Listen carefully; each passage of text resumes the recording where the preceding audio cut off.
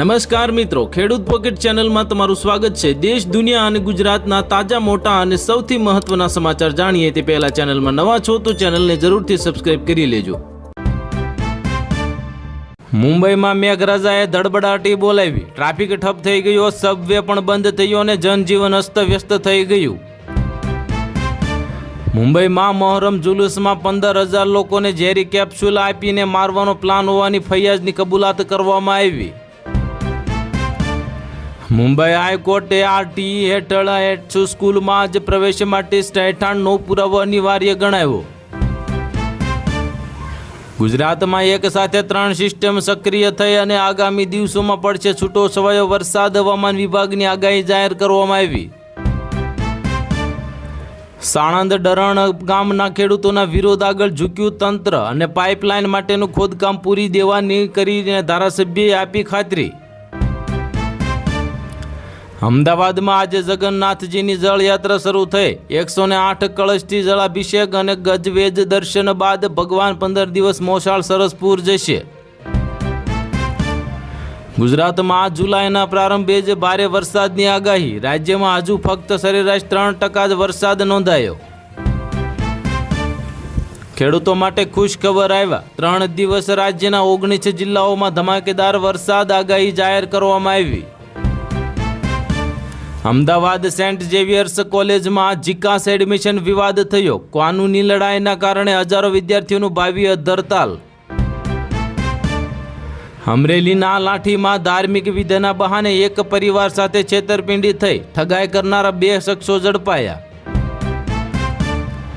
પાકિસ્તાને અડધી રાતે ફરી અફઘાનિસ્તાન પર ફરી એક એર સ્ટ્રાઇક કરી। 34થી વધુ લોકોના કમકમાટી ભર્યા થયા કરુણ મોત।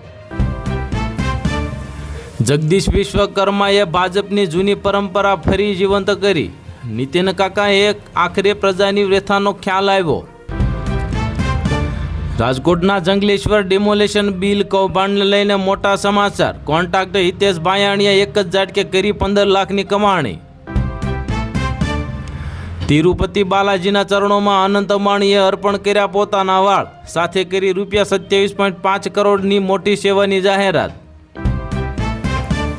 મોરબીમાં ખેડૂત આંદોલન વધુ ઉગ્ર બન્યું। ઉપવાસી છાવણીનો સરકારના આમંત્રણનો અસ્વીકાર કરવામાં આવ્યો। અમેરિકા ઈરાન વચ્ચે ફરી યુદ્ધ શરૂ થવાનો ખતરો ટળ્યો। બંને પક્ષો હુમલાઓ બંધ કરવામાં સંમત થયા। લોકોને મળશે મોટી રાહત।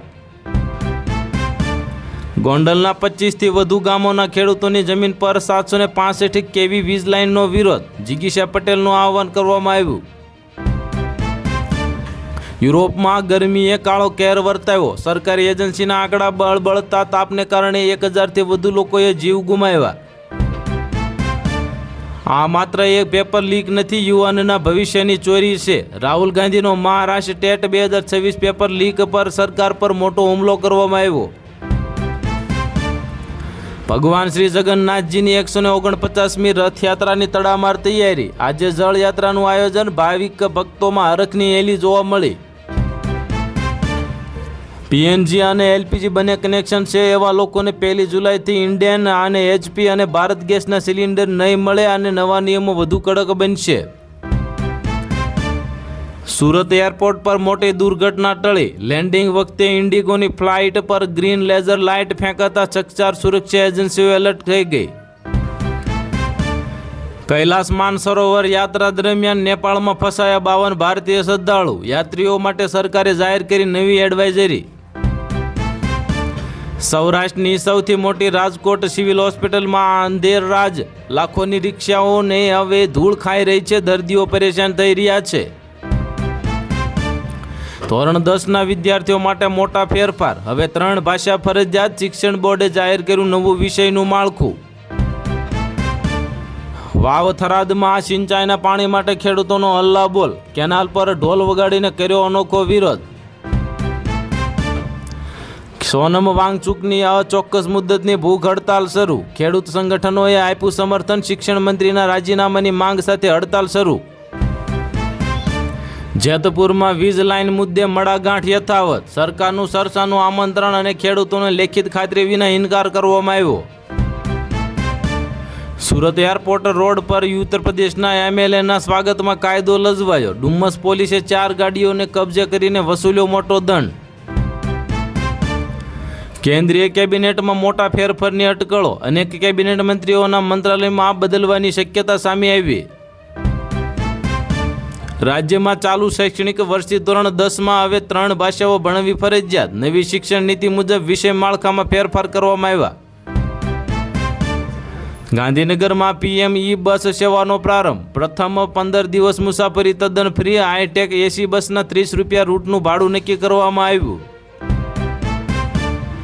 ચૈતર વસાવાના સમર્થનમાં યોજાશે વિશાળ સામાજિક જન સમર્થન સભા. 4 રાજ્યોના આદિવાસી આગેવાનો સાથે રહેશે ઉપસ્થિત.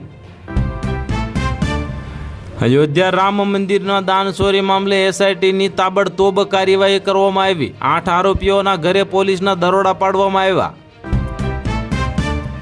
લઘુત્તમ વેતન આપો નહીં તો ઉગ્ર આંદોલન કરીશું. ગુજરાતના મધ્યાહન ભોજન કર્મચારીઓની સરકારને ચીમકી. રશિયામાં ઈંધણનું મોટું સંકટ. પુતિને સ્વીકાર્યું કે યુક્રેનના ડ્રોન હુમલાને કારણે દેશમાં પેટ્રોલ ડીઝલની ભારે અછત સર્જાય. રાજકોટના જંગલેશ્વરમાં તોડફોડ કરવામાં જંગલ જેટલા ખર્ચને હિસાબ કિતાબ માંગતી ગુજરાત સરકાર. હિન્દ મહાસાગરમાં ભારત ચીન વચ્ચે કોલ્ડ વોર. સેશેલ્સમાં ભારતીય જહાજો ઉતરતા જ ચીન લાલગુમ થયું. હવે 10,000થી વધુના ઓનલાઈન પેમેન્ટ ટ્રાન્સફર પર 1 કલાકની વાર લાગી શકે છે. રિઝર્વ બેંક ઓફ ઇન્ડિયાને બેંકોનો ટેકો જાહેર કરવામાં આવ્યો. ગોંડલના મોવિયામાં હેવી વીજ લાઇનના મુદ્દે શરૂ થયેલું આંદોલન બીજા દિવસમાં પ્રવેશ્યું. ખેડૂતોને વળતર આપવાની માંગણી કરવામાં આવી. સરકારી કર્મચારીઓ માટે લોટરી લાગી. સેલેરીમાં થઈ શકે છે 338% સુધીનો તોતિંગ વધારો. હરિયાણા અને રાજસ્થાન વચ્ચે જળ વિવાદનો અંત. અમિત શાહની અધ્યક્ષતામાં બંને રાજ્યો વચ્ચે થયો ઐતિહાસિક સમજૂતી કરાર. ચોમાસા પૂર્વે સુરતની શાળાઓ માટે ડીઈઓની કડક ગાઈડલાઈન. જર્જરિત વર્ગખંડો અને જોખમી ભાગો તાત્કાલિક દૂર કરવાના આદેશ આપવામાં આવ્યો. ગરુડેશ્વરમાં અધિકારીઓના બંગલાઓ પર ફર્યું બુલડોઝર. બીજા દિવસે લાખોની લોનથી બનેલા વધુ 4 બંગલાઓ તોડી પાડવામાં આવ્યા. સાબરકાંઠાના ખેડૂતોના પાકના રક્ષણ અને મેઘરાજાને મળવાના બાળકો અને શિક્ષકોની અનોખી પ્રાર્થના કરવામાં આવી. આમ આદમી પાર્ટીમાં પ્રવીણ રામને મળ્યું મોટું પદ. ફ્રન્ટલ સંગઠનના પ્રદેશ પ્રમુખની સાથે હવે કિસાન સેલની પણ જવાબદારી મળી. ગેસ કનેક્શન ધારકો હવે સાવધાન રહેજો. સરકારે લાગુ કર્યા 30 અને 90 દિવસના નવા નિયમો. જૂનું કનેક્શન પરત નહીં કરો તો કનેક્શન કપાઈ જશે. જેતપુર ખેડૂત આંદોલનમાં 60થી વધુ ગામના સરપંચો જોડાયા. ઉપવાસ છાવણીમાં પહોંચીને કર્યો જોરદાર હુંકાર. ફક્ત 48 કલાક પછી બદલાશે હવામાન. દિલ્હી સહિત રાજ્યોમાં વરસાદ ધબધબાટી બોલાવશે. 1 જુલાઈથી 10 રૂપિયા, 20 રૂપિયા અને 50 અને 100 રૂપિયાની જૂની નોટ બંધ થઈ જશે. આખા દેશમાં વાયરલ થયા મોટા સમાચાર.